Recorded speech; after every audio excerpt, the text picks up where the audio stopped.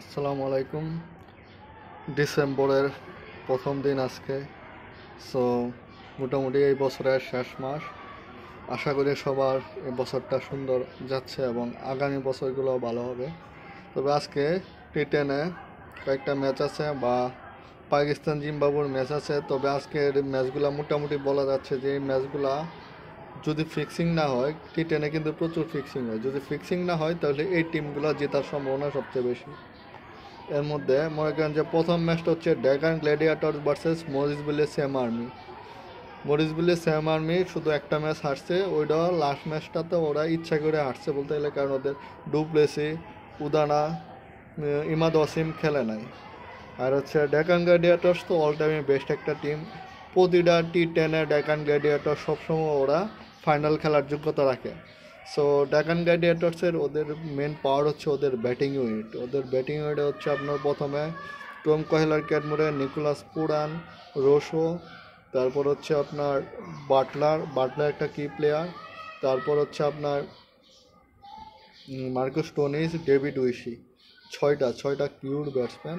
আবার বোলিংয়ে ওদের কিন্তু আবার নরকি মোটামুটি বোলিংয়ে ফর্মে চলে আসছে, কারণ ও এখন অফলাইনে বল করে। তারপর হচ্ছে লুকউড অ্যান্ড রিচার্ড, এই তিনজন মোটামুটি ওদের টিমের কি বলার। তারপর উমর তারিক গত ম্যাচটাতে অসাধারণ বল করছে। তারপর সিক্সানও আছে। সো মোটামুটি একটা ব্যালেন্স টিম। আর মরিসভিলের ক্ষেত্রে ওদের তো ব্যাটিং লাইন আপে যে ব্যাটসম্যানগুলো ওরা কোনো ব্যাটসম্যান না। তার মধ্যে ডিউপ্লেসি মোটামুটি বড় মানের, কিন্তু বাকি যাগুলো এরা অ্যাভারেজ, কিন্তু দলের জন্য খুব গুরুত্বপূর্ণ ভূমিকা রাখতেছে এবং মোটামুটি ভালো স্ট্রাইক রেটে ওরা ব্যাটিং করতেছে। যেমন দেন আর্থুস গুইস, ও ভালো করতেছে। জ্যাক টেলর, ও ভালো করতেছে। তারপর আবার ওদের যে ক্যাপ্টেন আরব আমিরাতের রোহান মুস্তফা, ও একটা বাড়ি দিয়ে দিছে। আসালাঙ্কা একটা কি ব্যাটসম্যান। সো মোটামুটি টিমটা খুবই ব্যালেন্স একটা টিম। আর বোলিং হচ্ছে ওদের মেন পাওয়ার। এর মধ্যে আমির হামজা হঠাৎ ও মোটামুটি একজন কি হিসেবে থাকতেছে, ও আয়সা উইকেট নিয়ে দিতেছে। ইমাদ ওয়াসিম আছে। উদানা মাঝে মধ্যে খুব ভালো বল করে, তো মাঝে মধ্যে আবার প্রচুর মার খায়। তারপর বাকি যারা আছে, করিম জান্নাত মোটামুটি অ্যাভারেজ বল করে যায়, তবে আজকে বিগ প্লেয়ারের সাথে খেলা, সো দেখা যাক কী হয়। তবে আমার মতে ফেভারিট হিসেবে অবশ্যই ডেকলান গ্ল্যাডিয়েটর্স থাকবে। তারপর আসি সেকেন্ড ম্যাচটা হচ্ছে UP Nawab versus Delhi bull's.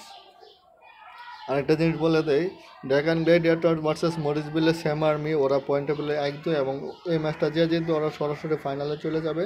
তারপর হচ্ছে সেকেন্ড যেটা এলিমিনেটরি, ওটা হচ্ছে UP Nawab versus Delhi bull's, মানে ওদের হচ্ছে 4 আর 5 নাম্বার টিমের খেলা। এই ম্যাচটাতে যে জিতবে ওরা আবুধাবির সাথে খেলবে, 3 নাম্বার টিমে আবুধাবির সাথে খেলবে। তবে ইউপি নবাব আর দিল্লি বুলসের ক্ষেত্রে ইউপি নবাব প্রথম ম্যাচগুলো হারলেও ওরা খুব সুন্দর করে কামব্যাক করছে। বিশেষ করে ওদের ওপেনিং ব্যাটসম্যান রহমতুল্লাহ গুরবাজ অসাধারণ করতেছে, খুবই অসাধারণ করতেছে। আর তার সাথে আবেশকা ফার্নান্দো ও চলে আসার পরে টিমের ব্যালেন্স আরও ভালো হয়েছে। এই দুজন খুবই ভালো করতেছে। আর হচ্ছে 3 নাম্বার প্লেয়ার হচ্ছে ওদের যা পাইসম্যান আন্দ্রে ফ্লেচার, এই তিনজনই ম্যাচগুলো আসলে ঘুরাই ফেলতেছে।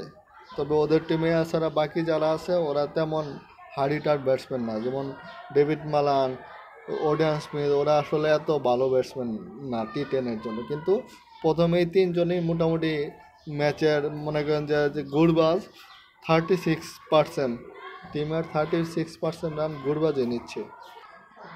তারপর আবার ওদের বোলিং লাইন আপটা খুবই ভালো, কারণ ওদের যেই পেসারটা ওপেনিং বল করে হচ্ছে শ্রীলঙ্কার পেসার বিষ্ণু ফার্নান্দো, ও খুবই ভালো বোলার, বাম হাতে কাটার মারা দেয়। তারপর হচ্ছে আবার পরের যে প্লাওয়ার পেতে বল করে হচ্ছে টাইম মিলস, ও খুব ভালো বল করতেছে। তারপর আছে আদিল রশিদ, তিনজন মোটামুটি খুবই অসাধারণ, সুন্দর একটা ব্যালেন্স টিম। আর দিল্লি বুলসের ক্ষেত্রে ওদের বোলিং লাইন আপটা গত ম্যাচে অসাধারণ বোলিং করছে। বিশেষ করে ওদের দেখেন লাস্টের দিকে সালমান আরশাদ, ও অসাধারণ বল করছে।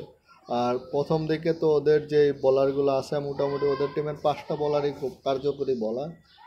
আর হচ্ছে ব্যাটিং লাইন আপে ওদের হচ্ছে আপনার জেমস বিন খুব ভালো করতেছে প্রথম দিকে, টম বেন্টন মোটামুটি করতেছে। তারপর ওদের টিমে ভালো ব্যাটসম্যান হচ্ছে রবম্যান পাওয়েল, কিন্তু ও তেমন রান পাচ্ছে না, কোনো ম্যাচে রান পায় টুকটাক, কোনো ম্যাচে বড় করতে পারছে না। ডেভিড মোটামুটি কিছু করতেছে, তবে এছাড়া আর বাকি কোনো তেমন হাইটার ব্যাটসম্যান নাই। তবে মোটামুটি যারা আছে ওরা মোটামুটি কি হিসেবে থাকবে।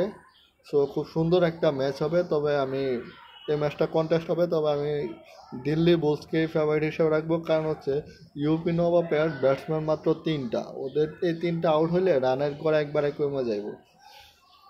আর আরেকটা জিনিস, যা সেকেন্ড ব্যাট করে ওদের একটা বেনিফিট থাকবে, টি10-এ পরে ব্যাট করলে আলাদা একটা অ্যাডভান্টেজ থাকবে। তারপর হচ্ছে যে এই ম্যাচটাতে যে হারবে ও খেলবে হচ্ছে টিম আবুধাবির সাথে। টিম আবুধাবি ভার্সেস ইউপি নবাবের মধ্যকার ম্যাচটা টিম আবুধাবির ওদের ব্যাটিং লাইনআপে জনি বিয়াস্টো, তারপর ফিল সল্ট, তারপর আর কি আছে, এই দুজনে খুব ভালো করতেছে। লাউরি ইভান্স ইম্প্যাক্ট হিসেবে আসে। তাছাড়া কাইলি মায়ার আছে ওদের ব্যাটিংয়ে। আর হচ্ছে ওদের বোলিংয়ে হচ্ছে অ্যাডাম মিলনে, ও একলাই ম্যাচ ঘুরে দেয় ভাই। অ্যাডাম মিলনে অসাধারণ বলার, বাকি যারা আছে ওরা মোটামুটি রান দিবে, তবে অ্যাডাম মিলনে একলাই ম্যাচ ঘুরে দিবে। সো মোটামুটি খুব সুন্দর একটা ম্যাচ। এইটাতে আমি ফেভারিট অবশ্যই টিম আবুধাবিকে রাখবো, টিম আবুধাবি ফেভারিট। আর পাকিস্তানের মাঠে জিম্বাবুয়ের মধ্যে টি20 ম্যাচে মনে করেন যে পাকিস্তানের কিন্তু বোলিং লাইন আপ খুবই ভালো, জিম্বাবুর বোলিং লাইন আপও ভালো।